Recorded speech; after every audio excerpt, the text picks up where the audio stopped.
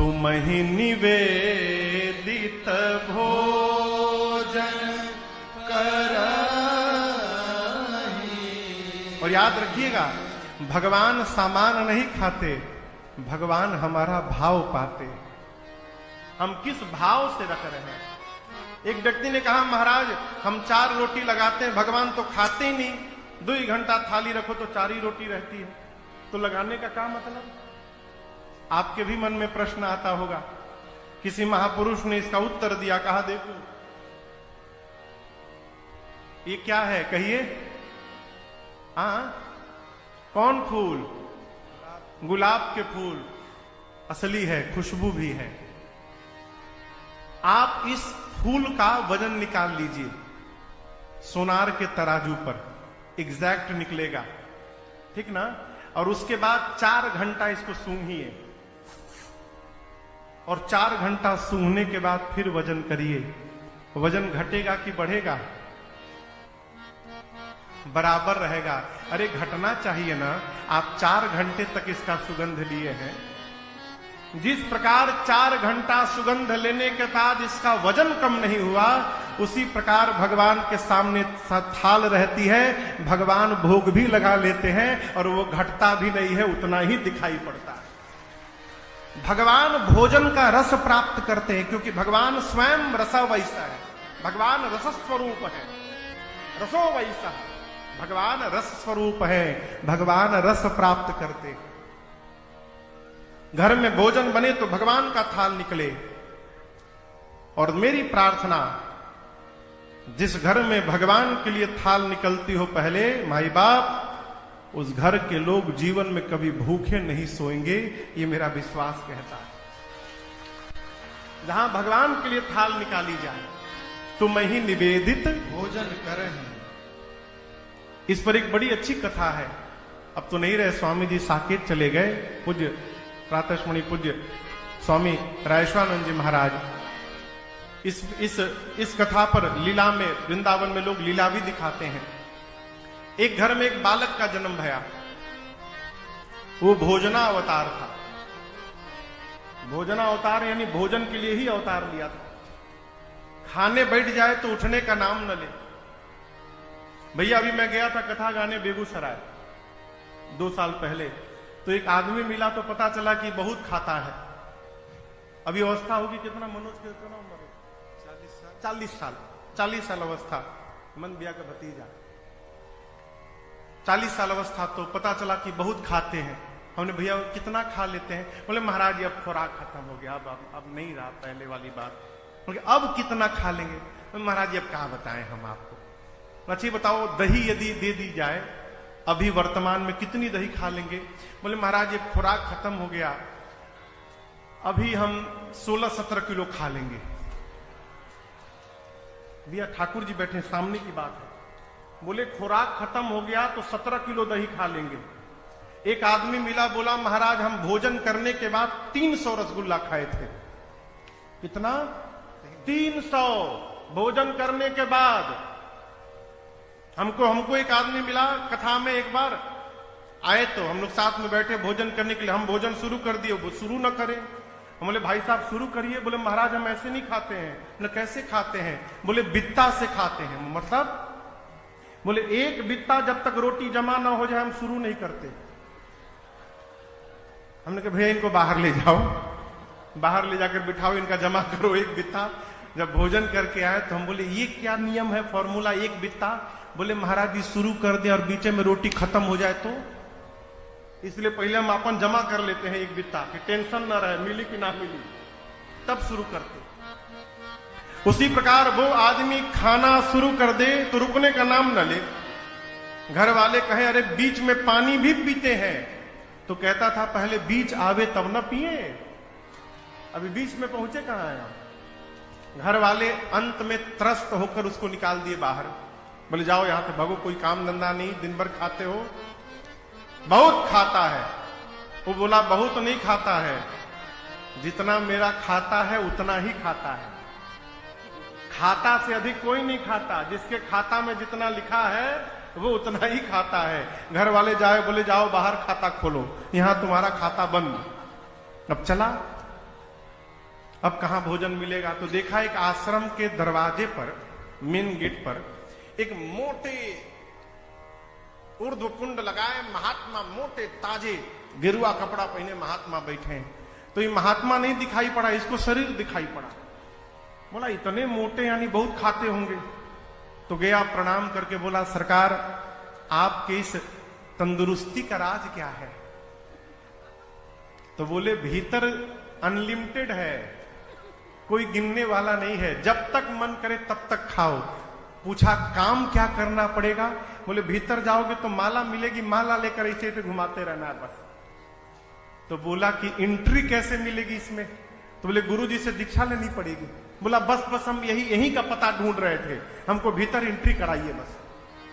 गया गुरुजी से दीक्षा मिली, वो भी चोला बदला, माला लिया। अब बोला ऐसा जगह तो धरती पर कहीं होगा, भर पेट खाओ, चकाचक माला लो, सो खाओ, कोई देखने वाला नहीं, खूब आनंद पूर्वक रहने लगा हो। लेकिन ये आनंद बहुत दिन नहीं रहा। एक दिन सुबह सुबह संध्या उपासना करके दौड़ा भोजनालय में, तो देखा ठन गोपाल आज कुछ बना ही नहीं। पहुंचा गुरुजी के पास, कहा गुरुजी बाल भोग का समय हो गया। बोले कौन भोग? आज एकादशी है बेटा, आज कुछ नहीं बनेगा, आज उपवास करना पड़ेगा। बोला गुरुजी बनेगा कब? कल द्वादशी को। बोला गुरुजी हम एकादशी रही गए तो द्वादशी तक बचेंगे ही नहीं, हम भोजन के लिए साधु बने हैं, हम नहीं खाएंगे मर जाएंगे गुरुजी। तो गुरुजी बोले छे काम करो, यहां तो बनेगा नहीं, तुम राशन लेके जाओ, आश्रम के बाहर नदी किनारे जाओ, वहीं नहाओ, वहीं भोजन बनाओ, अब पाओ, वहीं पाकर आना, लेकिन राम जी को भोग लगा के तब खाना। बोला जी गुरुजी। गुरुजी बोले इसको 2 आदमी का राशन देना, बहुत खाता है ना, तो 1 आदमी का राशन में पेट भरेगा नहीं, 2 आदमी का राशन देना। 2 आदमी का राशन लेकर गया, स्नान किया, बनाया। गुरु जी की बात याद आई, राम जी को भोग लगाना है, लगा बुलाने, राम जी भोग लगा दीजिए। अरे राम आइए मेरे राम आइए, अब मेरे भोजन का भोग लगाइए।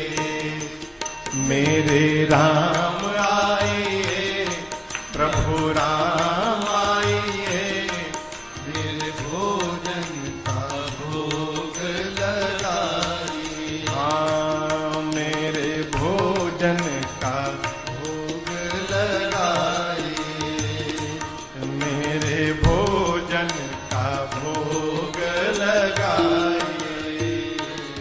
आधी घंटा कहता रहा राम जी आइए भोग लगाइए, राम जी आइए भोग लगाइए, कोई आया ही नहीं। आवेश में आ गया, कहा आपको लग रहा हो कि आश्रम में मिलेगा, तो वहां ठन गोपाल है, वहां के मारे मैं यहां आके बैठा हूं। भोग लगाना है तो आके भोग लगाइए, नहीं तो मैं शुरू हो जाऊंगा, मैं लगाने लगूंगा, दोबारा नहीं बुलाऊंगा। जैसे इस भाषा में बोला, उसके सामने भगवान प्रकट हो गए। लेकिन अकेले राम जी प्रकट नहीं भये, सीता राम जी दोनों लोग प्रकट हो गए। अब कहां उसको भगवान को देखकर नाचना चाहिए, उदास हो गया। क्यों उदास हो गया? 2 लोग का राशन लाया हूं, बुलाया था राम जी को, राम जी सीता जी को लेकर चले आए, यही 2 लोग भोजन कर लेंगे तो हमको क्या मिलेगा आज? कहा भोग लगाइए, हम तो आप ही को बुलाए थे केवल। भगवान बोले हम इनके बिना जाते कहां हैं, हम दोनों लोग साथ में ही आते हैं। भोग लगाए प्रभु और मैया, थोड़ा सा बचा, बेचारा खाया। कहा अगले एकादशी को भी आप दोनों लोग आएंगे ना? बोला हाँ हम ही दोनों आएंगे, और कौन आएगा? गया अगली एकादशी में, कहा गुरुजी राम जी अकेले नहीं आए थे, सीता जी भी आ गई थी, इसलिए 3 आदमी का राशन दीजिएगा कम से कम। गुरुजी सोचे लगता है भूखा रह गया होगा, इसीलिए बहाना बना रहा है, चलो 3 आदमी का राशन दो। गया बनाया, बनाकर बुलाने लगा, मेरे राम आइए, मैया साथ लाइए, मेरे भोजन का भोग लगाइए। मेरे राम आइए, मैया साथ लाइए, मेरे भोजन का भोग लगाइए।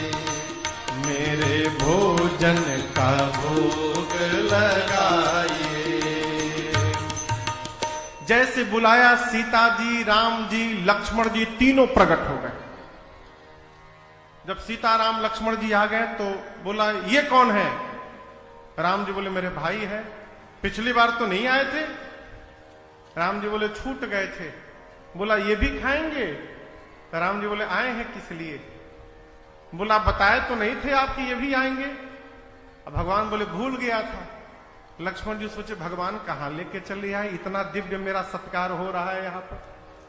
बोला आए हैं तो पाए। अब सीताराम लक्ष्मण जी पाए, फिर उसको थोड़ा सा बचा, आधा पेट पाया, गया गुरु जी के पास। अगली एकादशी में कहा गुरु जी अब की बार 5 लोगों का राशन दीजिएगा।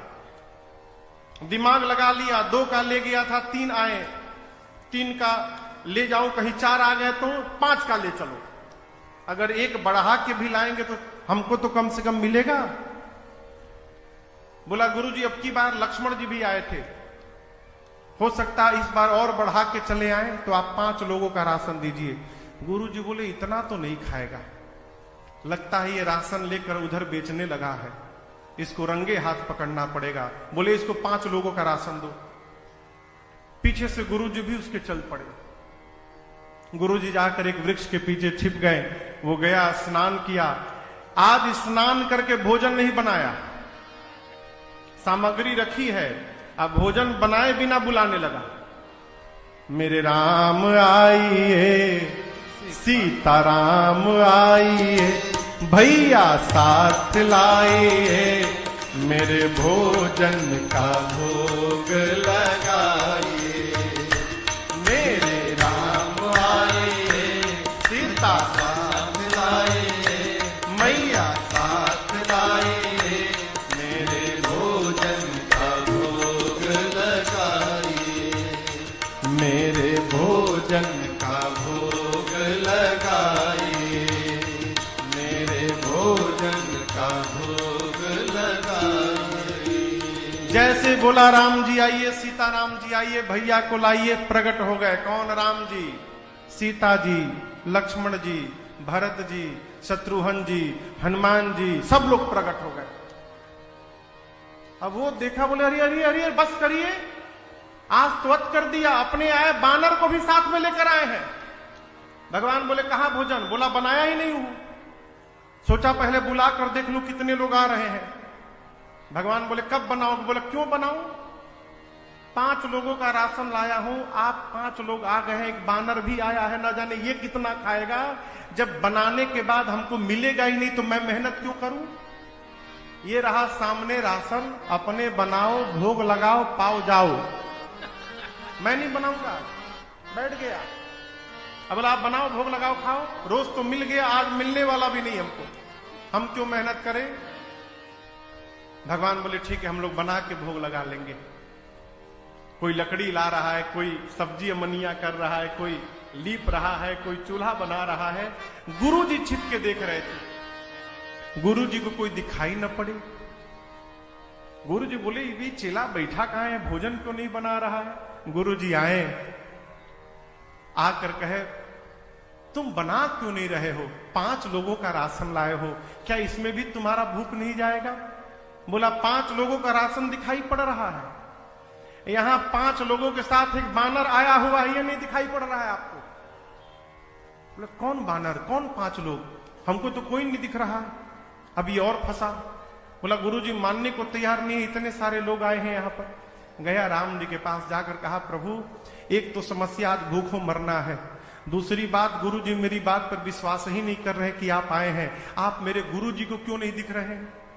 राम जी बोले मैं तुमको दिखाई दूंगा, तुम्हारे गुरु जी को दिखाई नहीं दूंगा। मैं जाकर बोला गुरु जी से ये बात कि राम जी कह रहे हैं कि मैं आपको नहीं दिखूंगा। गुरुदेव रोने लगे। गुरु जी समझ गए कि इसको भगवान का दर्शन हो रहा है, लेकिन मेरी भक्ति आज तक उतनी नहीं पकी कि मुझे भी भगवान का दर्शन हो। अपने दुर्भाग्य पर सदगुरु को रोना आ गया और शिष्य गुरुदेव को रोते हुए बर्दाश्त नहीं कर पाया। जाकर राम जी के चरणों को पकड़ लिया, कहा प्रभु मैं तो भोजन करने के लिए साधु बना था, मेरे गुरु जी तो कितने ज्ञानी हैं, धर्म भी जानते हैं, वेद भी जानते हैं, नियम से भी रहते हैं, उसके बाद भी आप मुझे दिखाई दे रहे हैं और मेरे गुरु जी को नहीं दिख रहे हैं। राम जी ने कहा, पुत्र सत्य है कि तुम्हारे गुरुदेव ज्ञानी हैं, लेकिन बेटे जितने सरल तुम हो ना, उतने सरल तुम्हारे गुरु जी नहीं हुए हैं, इसलिए मैं तुमको दिखाई दूंगा, तुम्हारे गुरु जी को नहीं दिखाई। भगवान के चरणों में गिर गया, कहा प्रभु मेरे लिए एक बार आप गुरु जी को दर्शन दीजिए। तो भगवान ने उनके गुरुदेव को भी दर्शन दिया, पंचायतन दरबार के साथ दर्शन दिया। ये क्या है?